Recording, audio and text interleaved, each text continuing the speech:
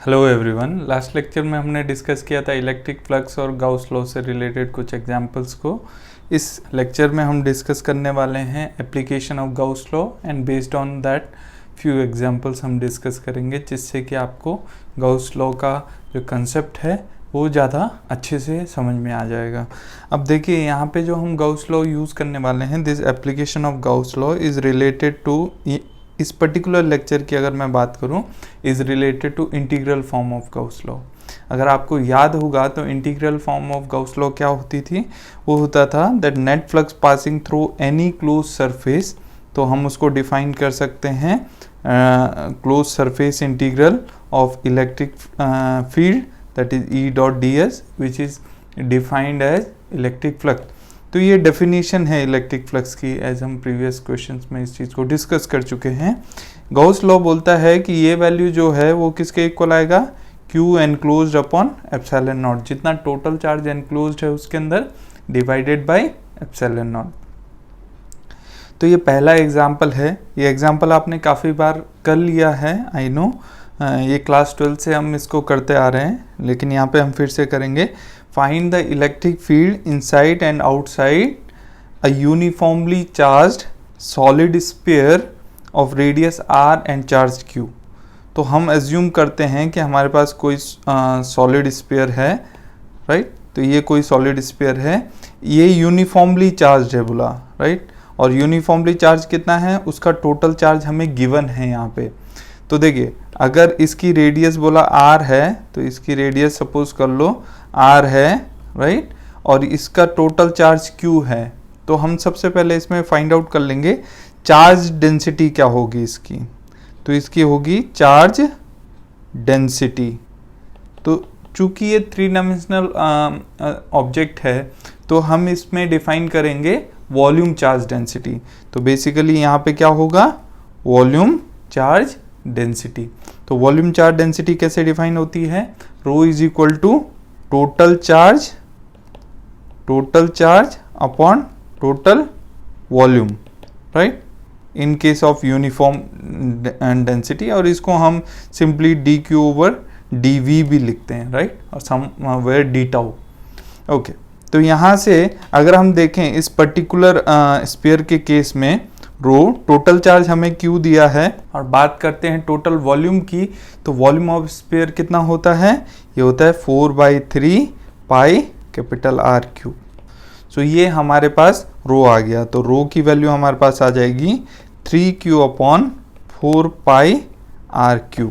This is equation number 1। Okay, ये हम रख लेते हैं, आगे हमारा ये वैल्यू काम आएगी, ज़रूरत पड़ेगी हमें। चलिए, तो यहाँ से अगर मैं Q की वैल्यू भी निकालना चाहूँ, तो यहाँ से मैं Q की वैल्यू भी निकाल के रख सकता हूँ। तो Q की वैल्यू कितनी आ जाएगी, Q की वैल्यू आ जाएगी 4 रो पाई आर क्यूब बाई 3। ठीक है, इसको इधर मल्टीप्लाई कर देंगे, तो ये क्वेश्चन नंबर 2। चलिए, अब हमें निकालना है इलेक्ट्रिक फील्ड, निकालना है inside and outside uniformly charge solid sphere. तो सबसे पहले हम निकालते हैं आउटसाइड। आउटसाइड के केस में क्या होगा, देखिए गाउस लॉ को हमें यूज़ करना है, और गाउस लॉ की मैं आपको फिर से एक बार फॉर्म बता देता हूँ। E dot d s closed surface is 1/ε0 times total charge enclosed. चलिए, यहाँ पे हमारे पास क्या है, हमारे पास एक स्फीयर है जिसकी रेडियस हमें पता है r है, और उस पर हमें चार्ज भी पता है, टोटल चार्ज कितना है, q है। ठीक है, अब हमें निकालना है आउटसाइड। एनी पॉइंट हम कंसीडर कर लेते हैं। सपोज कीजिए हमने ये वाला पॉइंट कंसीडर कर लिया, इस पॉइंट को कंसीडर किया है which is at r distance from the centre of the sphere. अब ये डिस्टेंसेस जो हैं ये सेंटर ऑफ द स्फीयर से ली जा रही हैं, इसलिए आपको इनको ध्यान से समझ के रखना है। सो देखिए, आउटसाइड का मतलब मेरा क्या है, where r is greater than capital R, right, where r is the distance from centre. तो r is greater than capital R। Capital R क्या है, रेडियस ऑफ स्फीयर। चलिए, अब अगर हमें गाउस लॉ यूज करना है तो हमें क्या करना होगा, हमें एक गॉसियन सरफेस बनाना होगा। गॉसियन सरफेस कैसे बनाते हैं, गॉसियन सरफेस सिमेट्रिकल एक सरफेस बना देते हैं। तो अगर स्फीयर की बात करूं तो स्फीयर के लिए गॉसियन सरफेस क्या बनेगा, स्फीयर ही बनेगा, राइट। तो हमने उसके बाहर एक एनवेलप टाइप का हाइपोथेटिकल सरफेस रख दिया। लेकिन उसकी प्रॉपर्टी ये रहती है कि हमें जैसे पी पॉइंट पे इलेक्ट्रिक फील्ड निकालना था, तो उस गॉसियन सरफेस की रेडियस भी हमने उतनी ही कर दी, right, so that P point उस गॉसियन सरफेस में इंक्लूडेड रहे। अब हम यहाँ पे क्या करेंगे, यहाँ पे हम दो चीजें करें। देखिए हमें गॉस लॉ अप्लाई करना है, तो हमारे पास ये इक्वेशन है, राइट। तो हमें एक ये वाला साइड निकालना है और एक ये वाला साइड निकालना है, राइट। स्फीयर के केस में ये साइड बहुत इजी होता है कैलकुलेट करना, तो हम एक बार कैलकुलेट कर देंगे, बार बार हम इस चीज को कैलकुलेट नहीं करेंगे। So therefore let us consider a Gaussian surface of radius r such that radius of Gaussian surface is greater than radius of sphere।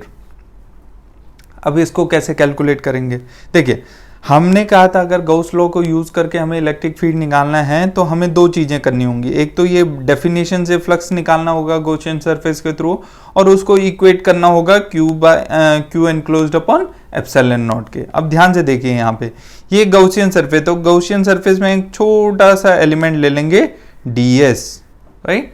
So this will be ds and ds की direction क्या होगी, हमने बताया था close surface की जो direction होती है हमेशा वो आउटवर्ड होती है, तो ये हमेशा बाहर की तरफ होगा, राइट। अब मैं बात करूं अगर इसके ऊपर Q चार्ज है तो इस पॉइंट पे इलेक्ट्रिक फील्ड की डायरेक्शन क्या होगी, क्योंकि देखिए हमें निकालना है E डॉट ds, और E डॉट ds निकालना है मतलब E की डायरेक्शन भी पता होनी चाहिए, ds की डायरेक्शन भी पता होनी चाहिए। तो यहाँ पे हम E की डायरेक्शन फाइंड आउट करेंगे। देखिए ये पॉजिटिवली चार्ज स्फीयर है, तो E की डायरेक्शन हमेशा अवे फ्रॉम दैट स्फीयर होगी, तो ये इस तरीके से होगी। तो ये हो गया हमारा E की डायरेक्शन, राइट। तो इस केस में हमारे पास क्या आ गया, therefore flux passing through Gaussian surface। देखिए क्या होगा, डेफिनेशन क्या बोलती है, गॉसियन सरफेस होता है क्लोज सरफेस, तो इसलिए हमने यहाँ पे एक गोला लगा दिया, तो ये आ जाएगा हमारे पास E डॉट ds। नाउ आपको पता है E भी सेम डायरेक्शन में, ds भी सेम डायरेक्शन में है, तो E को हम E वेक्टर को हम कैसे लिख सकते हैं, हम E magnitude times r cap, क्योंकि ये जो डायरेक्शन है वो आर कैप की डायरेक्शन है। वैसे ds बताइए, ds जो है वो सरफेस एलिमेंट ऑफ स्फीयर है, तो सरफेस एलिमेंट ऑफ स्फीयर याद कीजिए जब हमने कोऑर्डिनेट सिस्टम्स बताए थे आपको, तो उसमें अगर आप याद करेंगे स्फेरिकल पोलर कोऑर्डिनेट सिस्टम में ds for where r is constant, या स्फीयर की सरफेस का एलिमेंट क्या बताया था, याद होगा आपको, तो यह होता है r square sine theta d theta d phi, right. और यहां पे डायरेक्शन क्या होती है, आर कैप, तो आपको याद रहना चाहिए। तो ये आ जाएगा हमारे पास कितना, इस वैल्यूज को हम रख देंगे, तो ये ई आर कैप हो गया डॉट, ये आ जाएगा r square sine theta d phi, okay. अब देखिए तो अब हम इसको ओपन कर देंगे, तो ये इसको हम लिख लेंगे, और ये आर कैप है यहाँ पे, तो आर डॉट आर कितना हो जाएगा 1, आप सभी को पता है। तो ये हमारे पास आ जाएगा यहाँ पे close surface integral r square sine theta d phi और ई। देखिए ई और आर स्क्वायर तो बाहर आ जाएगा, तो ये ई आर स्क्वायर तो बाहर आ गया क्योंकि इंटीग्रेशन थीटा और फाई के रेस्पेक्ट में है, तो अंदर क्या बचेगा साइन थीटा डी थीटा, और यहाँ क्या बचेगा डी फाई। अब याद कीजिए फुल स्फीयर के लिए लिमिट क्या होंगी, फाई हॉरिजॉन्टल में पूरा जाएगा और थीटा को भी 0 से पाई जाना पड़ेगा, तो थीटा जाएगा 0 से पाई और ये फाई हॉरिजॉन्टल 0 to पाई। अब ये इंटीग्रेशन आपको पता है, इस इंटीग्रेशन की वैल्यू 2 आती है, कैसे आती है मैंने आपको बताया था, नहीं तो आप निकाल तो सकते ही हैं।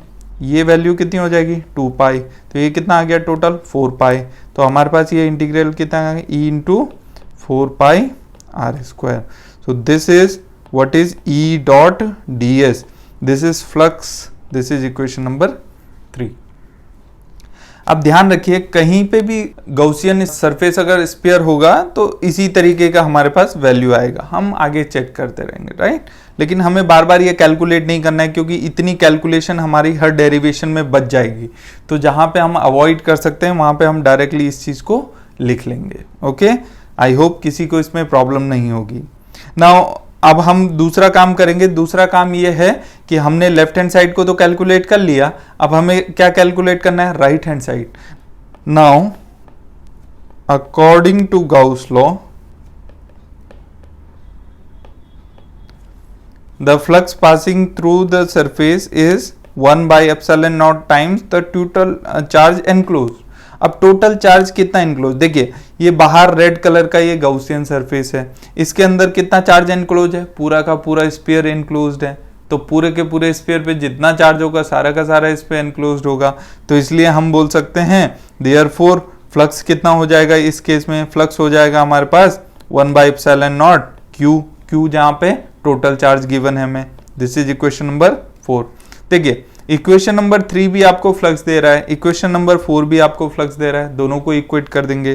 Therefore equating equation 3 and equation 4 दोनों को इक्वेट कर दीजिए। तो आपको क्या मिल जाएगा यहाँ से, E into 4 pi r square is equal to 1 by epsilon naught Q। तो यहाँ से हमारे पास आ जाएगा E is equal to 1 by 4 pi epsilon naught Q by R square. Correct है, किसी को यहां तक कोई दिक्कत नहीं आनी चाहिए, राइट। तो ये हमारे पास किसका फॉर्मूला आ गया, इलेक्ट्रिक फील्ड का फॉर्मूला आ गया। इन case of sphere which is uniformly charge with charge Q for R is greater than capital R, यानी कि अगर ये स्फीयर है तो इससे बाहर, राइट, R डिस्टेंस पे जिसकी रेडियस कैपिटल R है इतना होगा। अगर हम इसको रो की टर्म में लिखना चाहें तो हमने अभी देखा था ऊपर हमने रो की वैल्यू लिखी थी, रो की वैल्यू कितनी थी, Q upon 4/3 pi r cube. यहाँ से Q की वैल्यू कितनी आ जाएगी, rho into 4/3 pi r cube. उस वैल्यू को यहाँ पे रख दीजिए। तो as we know rho is equal to था हमारे पास Q upon 4/3 pi r cube. तो यहां से Q की वैल्यू कितनी आ जाएगी, rho into 4/3 pi r cube. इस वैल्यू को यहाँ पे सब्स्टिट्यूट कर दीजिए, आपके पास क्या आंसर आ जाएगा, इलेक्ट्रिक फील्ड का आपके पास आंसर आ जाएगा 1 by 4 pi epsilon naught, और यह आ जाएगा rho into 4/3 pi capital R cube divided by small r square. याद रखिए कैपिटल आर स्फीयर की रेडियस है और स्मॉल आर क्या है, distance from the centre of sphere where electric field is required. अब यहाँ पे 4 पाई से 4 पाई कैंसिल हो गया तो हमारे पास क्या बच जाएगा, E इज इक्वल टू क्या हो जाएगा, rho upon 3 epsilon naught r cube, और ये आ जाएगा आर स्क्वायर। ओके, तो ये हमारे पास दूसरा एक्सप्रेशन आ गया। अगर मैं डायरेक्शन की बात करूं तो यहाँ पे देखिए, ध्यान से देखिए, यहाँ पे इलेक्ट्रिक फील्ड की डायरेक्शन हमें खुद ही लिखनी पड़ेगी। तो डायरेक्शन हमने पहले ही डिफाइन कर ली थी कि इलेक्ट्रिक फील्ड की डायरेक्शन आर कैप की डायरेक्शन में होगा, तो इसलिए इलेक्ट्रिक फील्ड की वैल्यू ये हो गई। इसको हम आगे ऐसे भी लिख सकते हैं, E is equal to 1/4 pi epsilon naught, इसी एक्सप्रेशन को दोबारा हमने लिख दिया Q बाई आर स्क्वायर, और ये हो जाएगा आर कैप। तो ये एक्सप्रेशन आपको याद रखने हैं, राइट। तो दोनों एक्सप्रेशन कब वैलिड हैं, when R is greater than capital R। Okay, यानी कि ये दोनों एक्सप्रेशन वैलिड हैं outside solid uniformly charged sphere. अब कोई ये पूछेगा कि इस डेंसिटी में यूनिफॉर्म है कि नहीं है। देखिए ध्यान से, कैपिटल आर कांस्टेंट है, क्यू कांस्टेंट है, ये चेंज नहीं होने वाले क्यू और कैपिटल आर, इसलिए ये रो क्या है, यूनिफॉर्म चार्ज डेंसिटी। चलिए, अब ये तो हमने निकाला व्हेन पॉइंट वाज आउटसाइड। अभी हमें इनसाइड भी फाइंड आउट करना है, what is the electric field inside the uniformly charged sphere. तो दूसरा केस हम निकालेंगे इनसाइड। तो इनसाइड के लिए हम क्या करेंगे, ध्यान से देखिए, हमारे पास एक स्फीयर है, राइट, जिसकी रेडियस हमें गिवन है, इसकी रेडियस हमें गिवन है r। ओके, हमें क्या निकालना है, और इस पे टोटल चार्ज हमें गिवन है। ओके, हमें यूज क्या करना है, हमें यूज करना है E डॉट ds को क्या लिखना है हमें, जितना चार्ज एनक्लोज होगा डिवाइडेड बाय एप्सिलॉन नॉट। अब हमें यहाँ पे गॉसियन सरफेस बनाना है, तो सबसे पहले गॉसियन सरफेस हम सिमेट्री से ढूंढ लेंगे। अब ये जो ज्योमेट्री है ये स्फीयर के सिमेट्रिकल है, तो सिमेट्रिकल गॉसियन सरफेस बना देंगे। चूंकि अभी इनसाइड द स्फीयर बना रहे हैं तो ये हमने इनसाइड द स्फीयर बना दिया। ये हो गई हमारी small r radius, where small r is the radius of Gaussian surface. बार बार लिखने की जरूरत नहीं है। अब यहाँ पे देखिए इस पॉइंट पे अगर मैं बात करूं तो let's say this is a very small area element ds। ds हमेशा किस पे लिया जाएगा, गॉसियन सरफेस पे लिया जाएगा। इसकी वैल्यू क्या होगी again, r square sine theta d phi r cap, correct है। और उसकी डायरेक्शन क्या होगी, हमेशा गॉसियन सरफेस से बाहर की तरफ। अगर इस पॉइंट पे इलेक्ट्रिक फील्ड की बात करूं तो वो भी इसी डायरेक्शन में होगा, किसी को कोई डाउट नहीं होना चाहिए। Therefore left hand side calculate कर लेंगे, तो लेफ्ट हैंड साइड क्या हो जाएगा इस इक्वेशन का, ये आ जाएगा ई डॉट डी एस। ये हमारे पास क्या आ जाएगा, हम दोबारा इसको कैलकुलेट नहीं करेंगे, बट इसको हम ई को लिख सकते हैं ई आर कैप, राइट। इस ई को हम क्या लिख सकते हैं, अभी हमने बताया था ई आर कैप, क्योंकि आर कैप की डायरेक्शन में है तो ई आर कैप लिख दिया। और डी एस की वैल्यू हो गए r square sine theta d phi, right. और ये हमारा क्या हो गया आर कैप। तो ये डबल इंटीग्रेशन है, चाहे हम डबल इंटीग्रेशन लिखें चाहे हम यहाँ पे एस लिख दें, एक ही बात है। चलिए, तो ई और आर स्क्वायर का इंटीग्रेशन से कोई लेना देना नहीं है, क्योंकि डी फाई और डी थीटा के रिस्पेक्ट में इंटीग्रेशन है, तो उसको बाहर लिख देंगे। तो ये हमारे पास आ जाएगा ई आर स्क्वायर। और अभी हमने ये इंटीग्रेशन परफॉर्म किया था d theta d phi, limit जाएंगी 0 to 2 pi 0 to pi, again ये कितना आ जाएगा E into 4 pi r square. Next time जब भी गॉसियन सरफेस स्फेरिकल होगा और इस तरीके की ज्योमेट्री होगी, हम इस इंटीग्रेशन को सॉल्व नहीं करेंगे और डायरेक्टली हम क्या लिख लेंगे, डायरेक्टली हम इसको E into 4 pi r square लिख लेंगे स्फेरिकल के केस में। आप इसको ध्यान रखिएगा आगे से।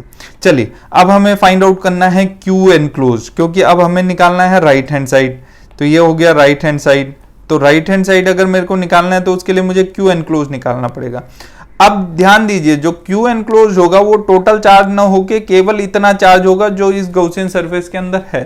इस चार्ज को कैसे निकालेंगे, तो सपोज करते हैं कि इसके अंदर चार्ज है क्यू डैश, राइट। इसके अंदर जो चार्ज है वो क्या है, क्यू डैश है। तो क्यू डैश हम कैसे निकालेंगे, देखिए रो सेम रहने वाला है, चाहे वो क्यू के लिए हो या क्यू डैश के लिए हो। अगर क्यू की टर्म में मैं रो लिखूंगा तो रो हो जाएगा total charge upon total volume. तो टोटल चार्ज क्यू है और वो कितने वॉल्यूम में डिस्ट्रीब्यूटेड है, पूरे स्फीयर में डिस्ट्रीब्यूटेड है। तो ये आ जाएगा 4/3 पाई आर क्यूब, राइट। और जो रो होगा, जब हम इसकी बात करेंगे तो इस वॉल्यूम में कितना चार्ज है, जो गॉसियन सरफेस का वॉल्यूम है क्यू डैश, डिवाइडेड बाय कितना हो जाएगा 4/3 pi r cube, small r cube. You remember this is small r cube, right. तो 4/3 से 4/3 कैंसिल हो गया, तो यहां से हम लिख सकते हैं q dash is equal to आ जाएगा q r cube upon capital R cube. This is equation number, let's say this is equation number 1 and this is equation number 2। Okay, so as per Gauss law, Gauss law क्या बोलता है, जो net flux होगा, यहां से हमारे पास flux की value ये आई, यहां पे नेट फ्लक्स की वैल्यू क्या आएगी 1/ε0 total charge enclosed by Gaussian surface. और इस समय गॉसियन सरफेस के अंदर कितना चार्ज है, क्यू डैश चार्ज है, और क्यू डैश चार्ज ये रहा, तो ये आ जाएगा क्यू डैश। लेकिन क्यू डैश तो हमें कुछ ऐसा दिया नहीं था क्वेश्चन में, तो हमें तो क्यू की टर्म में दिया था, तो हम यहाँ पे सब्स्टिट्यूट कर देंगे। तो ये आ जाएगा 1/ε0, ये आ जाएगा q r cube by r cube, right. तो ये हमारे पास आ गया फ्लक्स। तो ये question number 3। So therefore equating equation 1 and 3 दोनों को इक्वेट कर देंगे तो E into 4 pi r square क्या आ जाएगा हमारे पास, ये आ जाएगा हमारे पास 1/ε0 q r cube upon r cube, right. तो यहां से हम लिख सकते हैं E is equal to 1/4 pi ε0, okay. ये आ जाएगा आर क्यूब से ये कट जाएगा तो q r upon r cube आ जाएगा, राइट। और इसका वेक्टर फॉर्म लिखेंगे तो ये आर कैप ऐसे लिख सकते हैं, ठीक है। तो ये हो गया हमारा electric field when r is smaller than r. अच्छा, इसको अगर हम रो की टर्म में लिखना चाहें तो रो इज इक्वल टू क्या था हमारे पास, रो इज इक्वल टू था Q upon 4/3 pi r cube.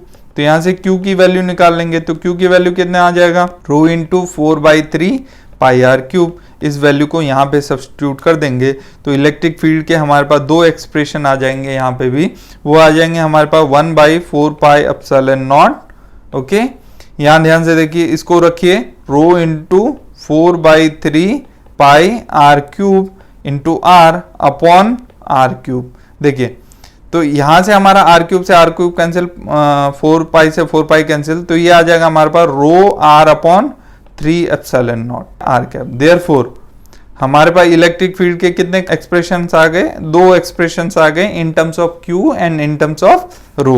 तो ये आ जाएगा हमारे पास 1/4 pi epsilon naught q r upon r cube r cap, और इसी को हम लिख सकते हैं rho r upon 3 epsilon naught r cap. और rho r into r cap को क्या लिख सकते हैं, आर वेक्टर, तो इसको हम ऐसे भी लिख सकते हैं rho r upon 3 epsilon naught. तो ये हो गया हमारा electric field when r is less than r, right. तो अगर मैं समराइज करूं, so when r is greater than r means outside, तो उस टाइम पे इलेक्ट्रिक फील्ड आया। ध्यान रखिए यू क्या है, यूनिफॉर्म है, राइट। तो यहां से इलेक्ट्रिक फील्ड का फॉर्मूला हमारे पास आ जाएगा E is equal to 1/4 pi epsilon naught, ये आता है Q upon r square r cap, और रो की टर्म में अगर मैं लिखूं तो ये आ जाएगा rho r cube divided by 3 epsilon naught r square r cap. और अगर मैं इनसाइड की बात करूं, so R is less than R, that is inside the sphere when rho is uniform. In that case अगर मैं बात करूं तो E की वैल्यू क्या आती है, E की वैल्यू Q के टर्म में हमने अभी निकाली 4 pi epsilon naught Q R upon r cube r cap, और रो के टर्म में rho r vector over 3 epsilon naught. Okay, ये हमने कैलकुलेट कर लिया।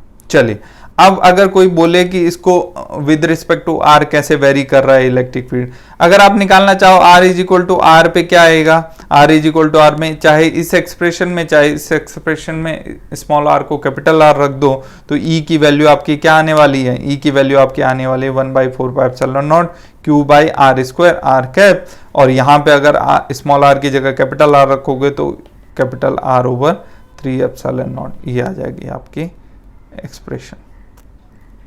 Okay, at surface.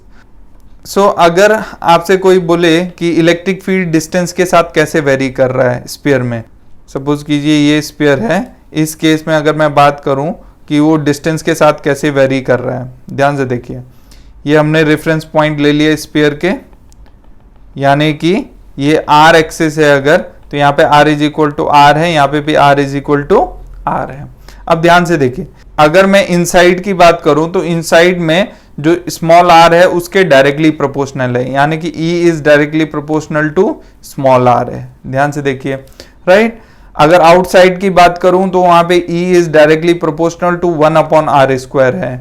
ओके, और इसमें कांस्टेंट है, E क्या है हमारा, कांस्टेंट है सरफेस पे, ठीक है, क्योंकि सब कुछ कांस्टेंट है, Q भी कांस्टेंट है, कैपिटल R भी कांस्टेंट है।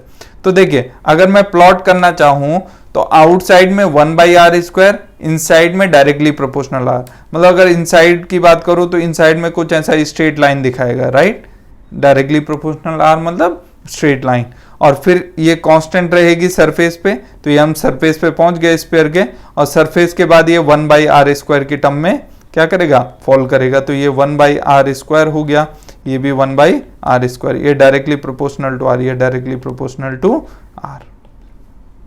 Okay, so this is a variation of electric field, ये एक्सिस हमने इलेक्ट्रिक फील्ड के लिए ले लिया, तो ये variation of electric field in this sphere है।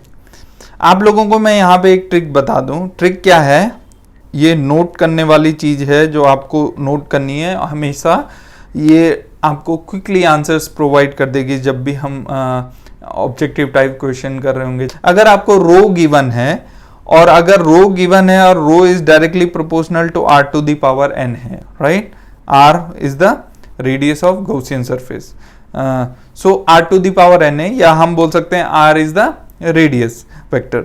सो इन दैट केस जो इलेक्ट्रिक फील्ड आउटसाइड है that will always be 1/r square independent of n, right.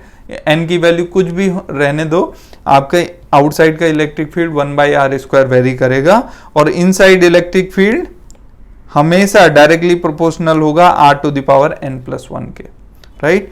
ये चीज आपको हमेशा ध्यान रखनी है क्योंकि इस पे हम डायरेक्टली क्वेश्चन कर पाएंगे। फॉर एग्जाम्पल इसमें हम देखते हैं, देखिए इसमें रो यूनिफॉर्म है, रो यूनिफॉर्म है मतलब ये डायरेक्टली प्रोपोर्शनल है r⁻0 के। अब चेक कीजिए, हमेशा आउटसाइड 1/r² होगा, लेकिन इनसाइड कितना होगा, इनसाइड r⁻n+1। यहां पे n कितना था, इस केस में 0 था, तो यहाँ पे r⁻ कितना हो जाएगा, आउटसाइड इनसाइड कितना आना चाहिए, 0 + 1 यानी कि 1। तो देखिए यहाँ पे हमारा जो इलेक्ट्रिक फील्ड आया वो r⁻n, यानी कि अगर आपको रो का एक्सप्रेशन पता है r की टर्म में कि वो r की कौन सी पावर पे डिपेंड कर रहा है, तो ई आउट तो हमें हमेशा पता है, चाहे वो किसी भी पावर पे डिपेंड करे, ये 1/r² ही रहेगा स्फीयर के केस में, लेकिन ई इनसाइड द स्फीयर हमेशा r⁻n+1 की टर्म में वेरी करेगा। फॉर एग्जाम्पल सपोज करो रो उसने गिवन है, रो = k r⁵, ओके। उसने बोला what will be the electric field inside, what will be the electric field inside sphere, right. और ऑप्शन वो कुछ दे देगा, E =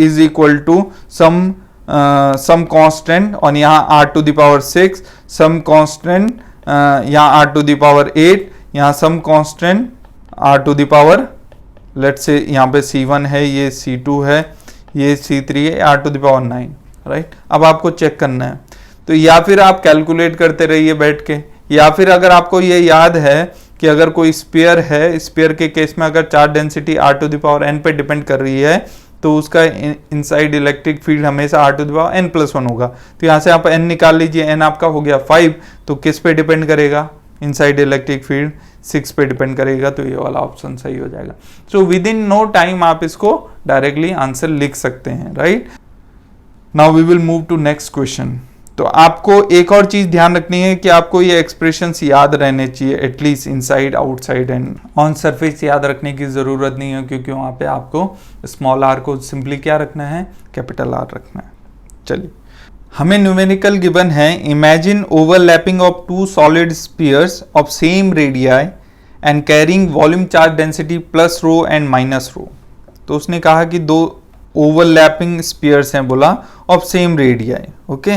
तो लेट्स से हम बना लेते हैं, यहाँ पे एक ये हो गया, दूसरा ये हो गया, ये 2 सेम स्फीयर्स हैं ऑफ सेम रेडियाई और ओवरलैप कर रहे हैं, बोला, राइट। और एक की चार्ज डेंसिटी है +ρ, यानी कि इसकी चार्ज डेंसिटी +ρ और दूसरे की चार्ज डेंसिटी -ρ, यानी कि एक पॉजिटिवली चार्ज है, एक नेगेटिवली चार्ज है। Calculate electric field in the overlapping reason if the distance between their centres is d।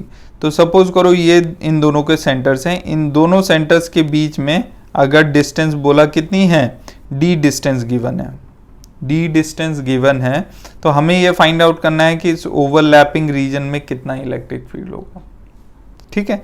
अब देखिए ये हमारा ये डेरिवेशन का एप्लीकेशन है, कैसे, क्योंकि इनसाइड इलेक्ट्रिक फील्ड निकालना है तो इलेक्ट्रिक फील्ड का फॉर्मूला लगेगा ये वाला, और रो यूनिफॉर्म दी हुई है तो ये वाला फॉर्मूला, तो फॉर्मूला क्या होता है, ρr/3ε0। तो आपको ये फॉर्मूला याद रखना है, तो मैं यहाँ पे लिख लेता हूँ फॉर्मूला अलग से।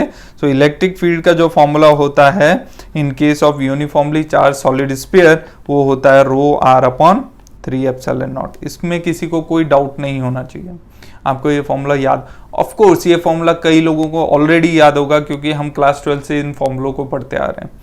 चलिए अब हम बात कर लेंगे कि ओवरलैपिंग रीजन में हमें इलेक्ट्रिक फील्ड निकालना है। तो सपोज करो हमने इसकी वजह से निकालना, तो let's say this is sphere 1 and this is sphere 2। So electric field due to sphere 1 in the overlapping region point P, let's say ये पॉइंट P है, तो ये हमारा एक वेक्टर हो गया, that let's say I am saying r1 vector. So ये किसकी वजह से होगा, P पॉइंट पे इलेक्ट्रिक फील्ड +ρ की वाले की वजह से। फॉर्मूला ये रखा है तो हम लगा देंगे ρr वेक्टर ओवर 3ε0, लेकिन r की जगह यहाँ पे क्या आ जाएगा, r1 वेक्टर आ जाएगा। सिमिलरली उसी पॉइंट पे अगर मैं इसकी वजह से देखूं तो ये हो जाएगा हमारा, लेट से r2 वेक्टर है, तो E2 क्या हो जाएगा हमारे पास, E2 अगर हम निकालेंगे तो चार्ज डेंसिटी हो गया ρ, राइट, और नेगेटिव का है, और ये आ जाएगा r2/3ε0।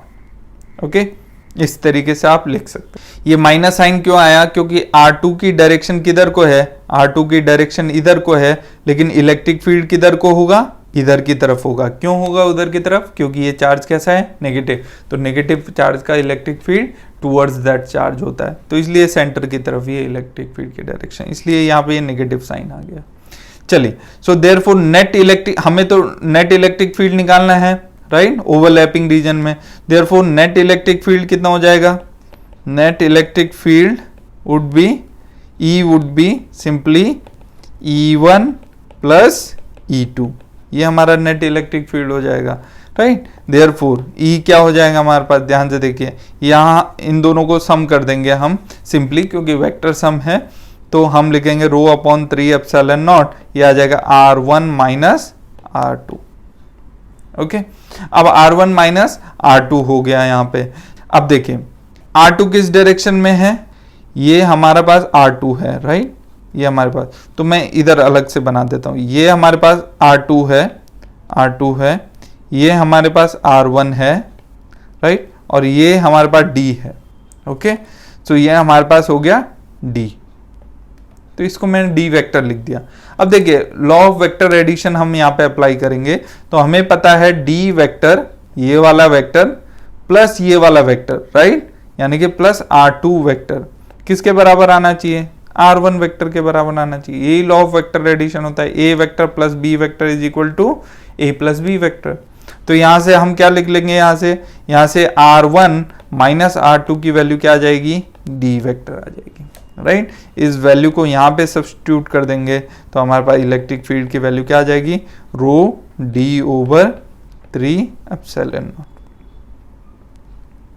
ओके, अब देखिए इस क्वेश्चन से आई होप सभी को ये क्वेश्चन समझ में आ गया होगा कि हम कैसे किया, लेकिन इस क्वेश्चन से आपको कुछ चीजें सीखनी है। पहली चीज तो ये है कि जो ये इलेक्ट्रिक फील्ड का फॉर्मूला अगर आपको याद नहीं है तो आप इस क्वेश्चन को नहीं कर सकते हैं। तो कुछ बेसिक फॉर्मूले हैं जिनको, बेसिक ज्योमेट्री के फॉर्मूले, एटलीस्ट आपको वो चीजें याद रहनी चाहिए, तभी आप अच्छा परफॉर्म कर पाएंगे एग्जाम में, और एक्सपेक्टेड है कि आप करेंगे अच्छा परफॉर्म।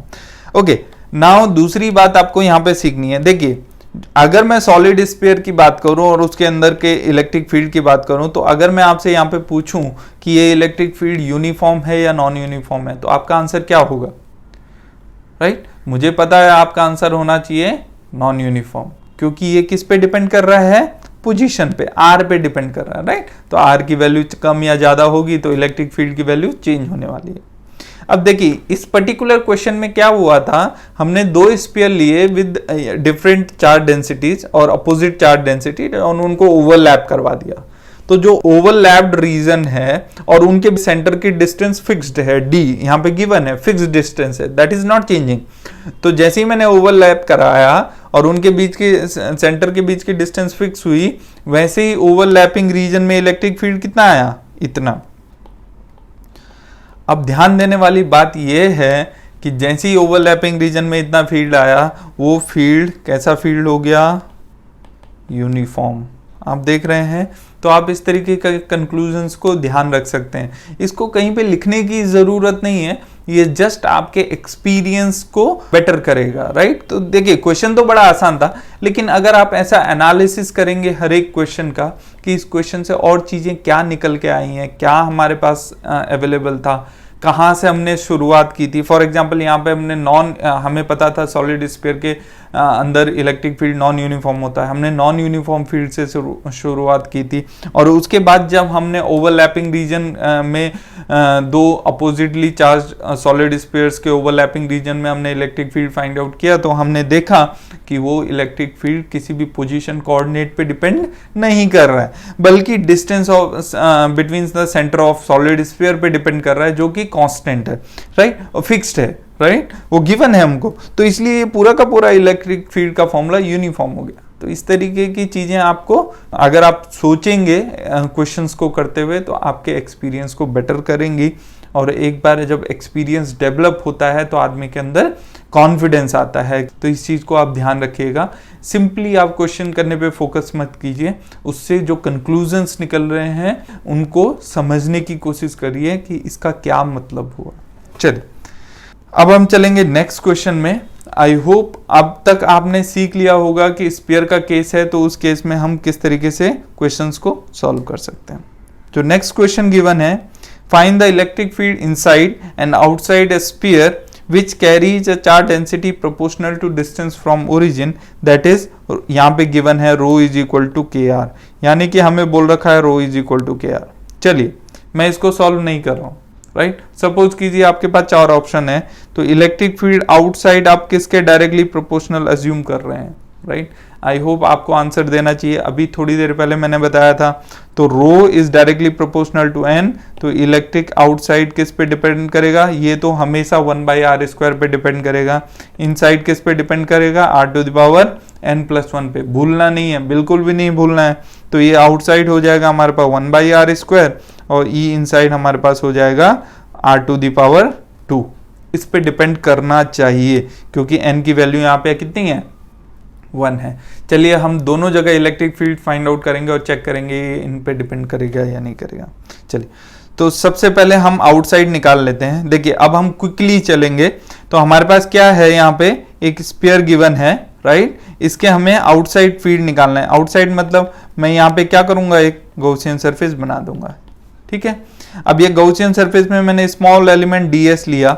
जैसे ही मैंने इसमें ds लिया, ध्यान दीजिए ds की डायरेक्शन ये होगी, इलेक्ट्रिक फील्ड की डायरेक्शन ये होगी। इसकी रेडियस सपोज करो कैपिटल R है और इसकी रेडियस क्या है, स्मॉल r है। तो आउटसाइड की अगर मैं बात करूं, यहाँ पे आउटसाइड की बात करूं तो कितना आएगा, गॉस लॉ तो आपको याद होगा, E.ds इज इक्वल टू क्या है, 1/ε0 Q एनक्लोज्ड। ओके, अब मैं बात करूं कि इसकी वैल्यू कितनी आएगी। हम पहले एग्जांपल में इस चीज को कर चुके हैं, एग्जैक्टली सेम प्रॉब्लम होगी, कोई डिफरेंस नहीं होगा। और इसकी वैल्यू कितनी आ जाएगी, E/4πr², right, where r is the radius of this Gaussian surface। okay, बात आती है इसकी 1/ε0 टोटल चार्ज एनक्लोज्ड। अब ये टोटल चार्ज एनक्लोज्ड हम कैसे निकालेंगे, this is equation number 1। I hope इसमें किसी को कोई प्रॉब्लम नहीं होगी, राइट। अगर आपको इसमें प्रॉब्लम है तो आप इसमें इस लेक्चर में जो हमने पहला एग्जांपल किया है, जो एप्लीकेशन किया है, उसमें जाके देख लीजिए इस इंटीग्रेशन को कैसे सॉल्व करते हैं। बट आई डोंट थिंक किसी को इसमें अब प्रॉब्लम होगी। स्फेरिकल ज्योमेट्री के केस में हम इसको डायरेक्टली लिख सकते हैं। बट ध्यान देने वाली बात यह है कि जो ये रेडियस है, that is the radius of Gaussian surface. चलिए अब हमें राइट हैंड साइड पे ध्यान देना है। तो राइट हैंड साइड पे हम Q एनक्लोज निकालेंगे। तो Q एनक्लोज हमें कैसे, देखिए हमें गिवन क्या है, हमें गिवन है रो। रो क्या होता है, dq/dv, राइट। तो हम टोटल चार्ज ऑन स्फीयर निकाल लेंगे। तो Q इज इक्वल टू यहाँ से क्या आ जाएगा, रो इंटू dv। ये dv इधर जाएगा, दोनों तरफ इंटीग्रेट कर लेंगे। dv है मतलब वॉल्यूम इंटीग्रेशन करना पड़ेगा। चलिए तो अब हम कैलकुलेट कर लेते हैं। ये तो बड़ा आसान सा इंटीग्रल है। तो क्या हो जाएगा, वॉल्यूम इंटीग्रल मतलब ट्रिपल इंटीग्रल हो जाएगा। रो की वैल्यू कितनी दे रखी है, kr गिवन है, राइट। लिमिट का खेल है बस।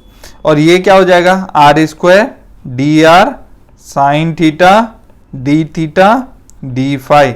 आई थिंक इसमें किसी को कोई डाउट नहीं होना चाहिए। This is the volume element of sphere, r² dr sin theta d theta d phi.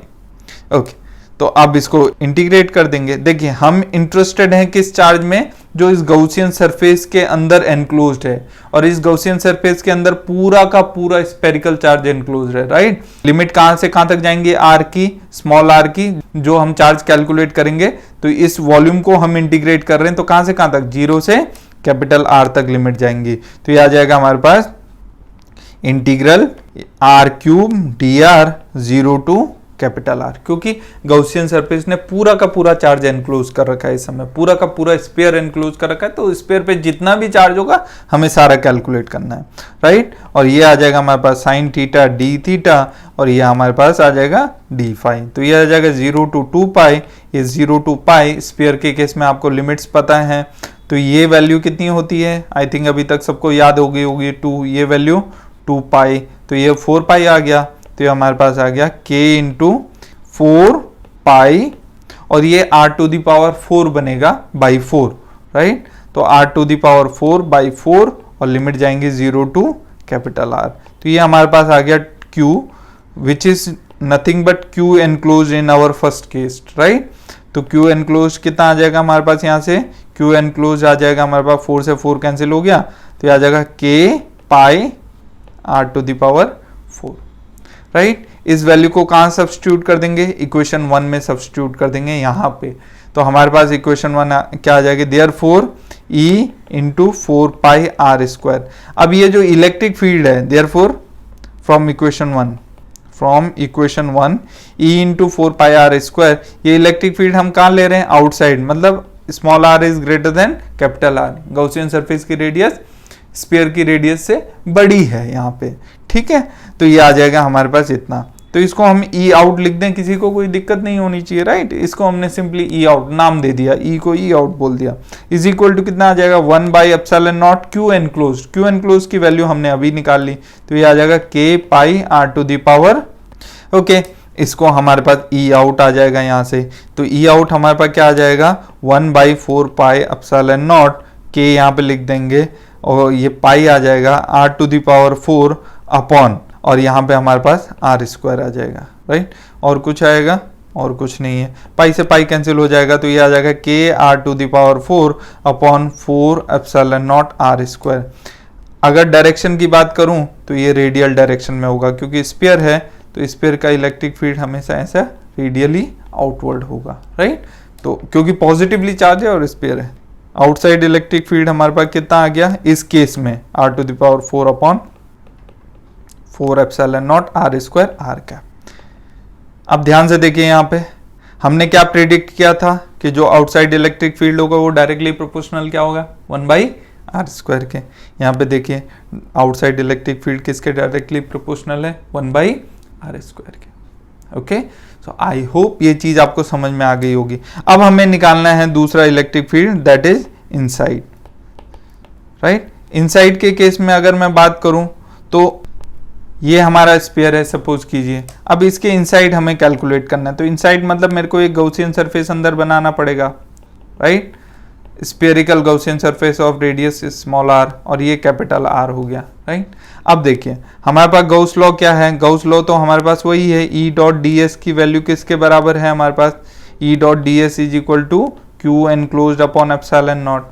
देखिए चाहे गॉसियन सरफेस बाहर हो अंदर हो फर्क कुछ नहीं पड़ता, हमने फर्स्ट एग्जांपल में कैलकुलेट कर लिया था, इसकी वैल्यू हमेशा क्या आने वाली है E इंटू 4 पाई गॉसियन सरफेस की रेडियस उसका स्क्वायर, राइट। तो इसको हम बार बार सॉल्व नहीं करने वाले हैं, तो ये हो गया, और इसको हमने ई इन लिख दिया क्योंकि इनसाइड इलेक्ट्रिक फील्ड है।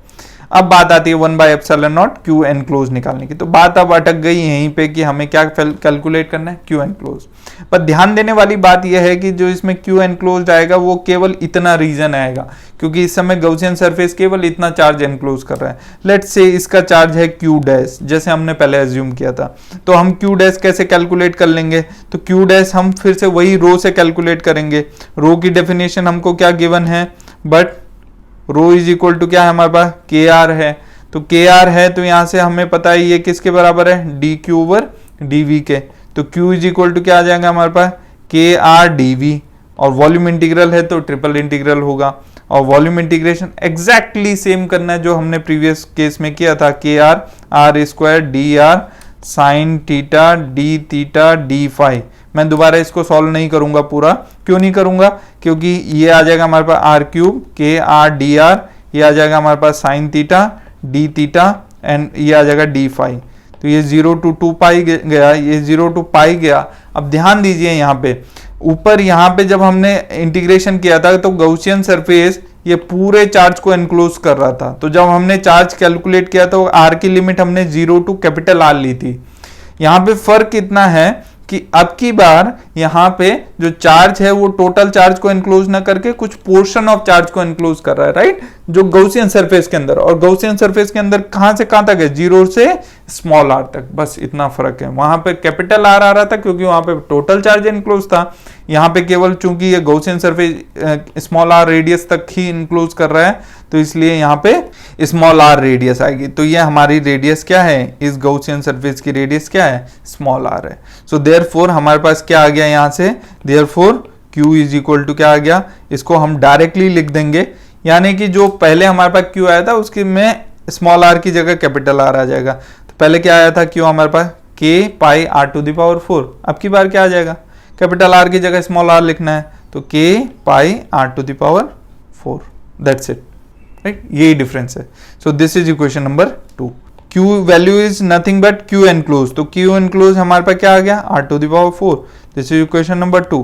सो देयरफॉर इक्वेशन नंबर 1 हमारे पास ये रही, इक्वेशन नंबर 2 हमारे पास ये रही, दोनों को यूज करेंगे। Therefore using equation 2 equation 1 becomes, कितना हो जाएगा हमारे पास, ध्यान से देखिए, e in into 4 pi r square, ये तो हमारा इक्वेशन 1 है, is equal to 1 by epsilon naught times q enclose. q enclose कितना है हमारे पास, k pi r to the power 4।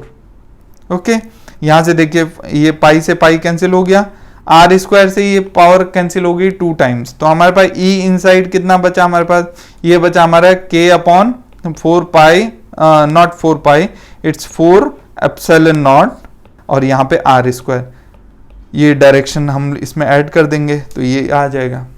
देखिए ये हमने बिना सॉल्व किए यहाँ पे बता दिया था कि इनसाइड इलेक्ट्रिक फील्ड किसके डायरेक्टली प्रोपोर्शनल होगा, r टू द पावर 2 के, क्योंकि यहाँ पे रो किसके डायरेक्टली प्रोपोर्शनल था, r टू द पावर 1 के, राइट। तो इसलिए ये जो इंपॉर्टेंट नोट है ये आपको हमेशा ध्यान रखना है, जो हमने प्रीवियस क्वेश्चन में बताया था कि अगर rho r to the power n पे डिपेंड कर रही है स्फीयर के केस में, so in that case electric field inside जो होगा that will depend upon r to the power n+1, outside हमेशा 1 बाई r स्क्वायर डिपेंड करने वाला है, राइट। तो इसको बार बार बताने की जरूरत नहीं होनी चाहिए, यहाँ पे हमने इसको चेक कर लिया है।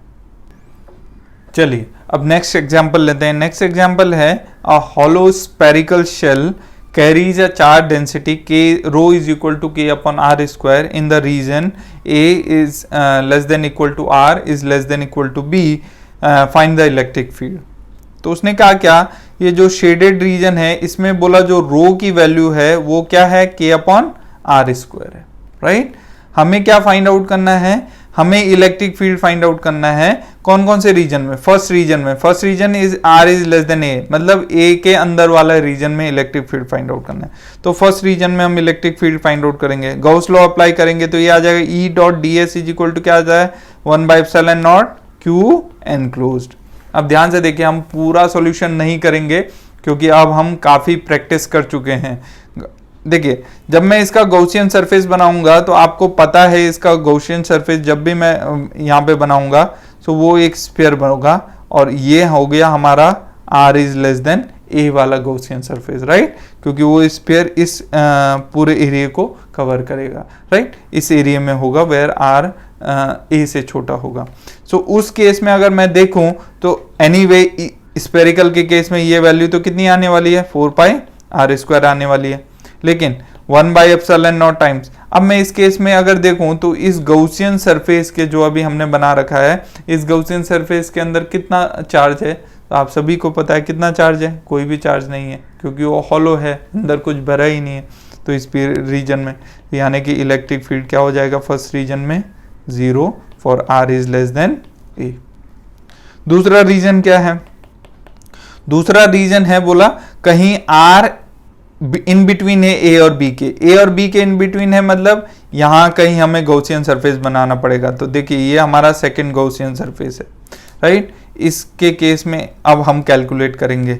सो दूसरे केस में हमारे पास E dot d s is equal to, again हम वही लिख रहे हैं 1 by epsilon naught q enclosed, correct है। अब ध्यान से देखिए यहां पे अगर मैं बात करूं तो इसकी वैल्यू तो E into 4 pi r square होने वाली, किसी को कोई डाउट ही नहीं है इसमें, इज इक्वल टू, अब यहां पे मैं बात करता हूं 1 by epsilon naught, q enclosed कैसे निकालेंगे, देखिए q एनक्लोज्ड कितना होगा, जो ये वाला सेक्शन बनेगा, राइट, इस रेडियस के अंदर जो सेक्शन आएगा गॉसियन सरफेस के, जो ये शेडेड सेक्शन आया, इतना चार्ज एनक्लोज्ड होगा गॉसियन सरफेस से जो हमने कंसिडर कर रखा है। तो वो हम कैसे कैलकुलेट करेंगे, अब मैं यहाँ पे डायरेक्टली कैलकुलेट कर रहा हूं तो ये आ जाएगा हमारे पास triple integral rho into D, किसी को कोई डाउट नहीं होना चाहिए इसमें। इसको अगर मैं सॉल्व करूं तो 1 बाई एप्सिलॉन नॉट, यहाँ पे रो की वैल्यू रख दूं तो रो की वैल्यू क्या आ जाएगी हमारे पास, k अपॉन आर स्क्वायर, और आर स्क्वायर डी आर कहां से, dv से, क्योंकि dv की वैल्यू क्या रहने वाली है हमारे पास, r square d r sine theta d theta d phi, right. तो आर स्क्वायर डी आर हो गया, उसके बाद साइन थीटा डी थीटा और उसके बाद डी फाई। आपको इतने अच्छे से और इतने शॉर्ट में इस डेरिवेशन को परफॉर्म करना आना चाहिए। अगर आप नहीं कर पा रहे हैं तो आप पहले चीज़ों को देखिए कि पहले कैसे चीज़ें हुई हैं, राइट। हमने चार्ज कैसे कैलकुलेट किया है, रो गिवन है तो चार्ज निकालने का यही फॉर्मूला है। अब बार बार तो हम उसको लिखेंगे नहीं स्टेप वाइज स्टेप, क्योंकि अगर वैसा करेंगे तो फिर कभी भी हम एडवांस लेवल पे नहीं पहुंच पाएंगे। इसलिए आप लोगों को मेरा सजेशन है कि आप पिछला पोर्शन हमेशा रिवाइज कीजिए। आगे बहुत तेजी से बढ़ने के बजाय अगर आप पीछे वाली चीज़ों को अच्छे से रिवाइज करेंगे, समझेंगे कि कौन सा टर्म दिया होता है तो किसी और टर्म को हम कैसे फाइंड आउट करते हैं, इस तरीके की चीज़ें अगर आपको पता होंगी। जैसे हमने यहाँ पे क्यू एन क्लोज निकालने के लिए डायरेक्टली ये फॉर्मूला लिख दिया तो किसी को कोई प्रॉब्लम नहीं होनी चाहिए, राइट। क्योंकि हमने बता रखा है रो इज इक्वल टू क्या होता है d q over d v. तो यहाँ से क्यू निकालेंगे तो क्या आ जाएगा, रो इंटू डी वी। इसमें किसी को कोई दिक्कत नहीं होनी चाहिए, वही हमने किया। डी वी मतलब स्पेयर के केस में ये एलिमेंट आएगा। आर स्क्वायर से आर स्क्वायर कैंसिल हो गया यहाँ पे। तो देखिए क्या आ जाएगा हमारे पास, E into 4 pi r square क्या आ गया हमारे पास 1 बाई एप्सिलॉन नॉट। एक्चुअल में ये यहाँ पे आ जाएगा के और यहाँ से हम डी आर लिख देंगे और ये साइन थीटा डी थीटा और ये डी फाई। देखिए स्पेयर है तो 0 to 2 पाई जाएगा, थीटा की वैल्यू 0 से पाई जाएगी और आर की वैल्यू यहाँ पे कहां से कहां तक जानी है। देखिए ये आर वो है जहां चार्ज अवेलेबल है। तो देखिए यहां से लेकर 0 से लेकर ए तक तो कोई भी चार्ज अवेलेबल नहीं है क्योंकि वैक्यूम है, हॉलो है। लेकिन ए से जो ए रेडियस है, इनर रेडियस से आर रेडियस तक का जो चार्ज है वो गॉसियन सरफेस एनक्लोज कर रहा है, यानी कि लिमिट जानी चाहिए ए से आर तक, राइट। तो ए से आर तक लिमिट चली गई। तो अब इसको अगर मैं सॉल्व करूं तो ये वाली वैल्यू कितनी आ जाएगी, देखिए ये वाली वैल्यू 2 पाई आएगी, ये वाली वैल्यू 2 आएगी, यानी कि 4 पाई आ गई।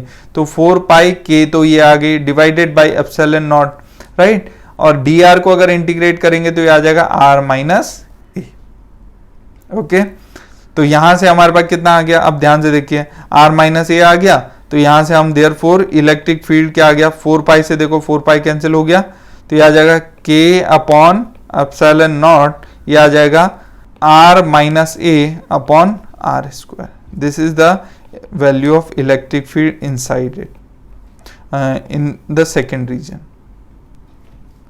ओके, सेकेंड रीजन में इतना इलेक्ट्रिक फील्ड होगा। कौन से रीजन में, ये वाला जो शेडेड वाला रीजन है। अगर थर्ड रीजन की बात करें तो थर्ड रीजन में जो गॉसियन सरफेस होगा वो ऐसे आउटसाइड बनेगा, करेक्ट है।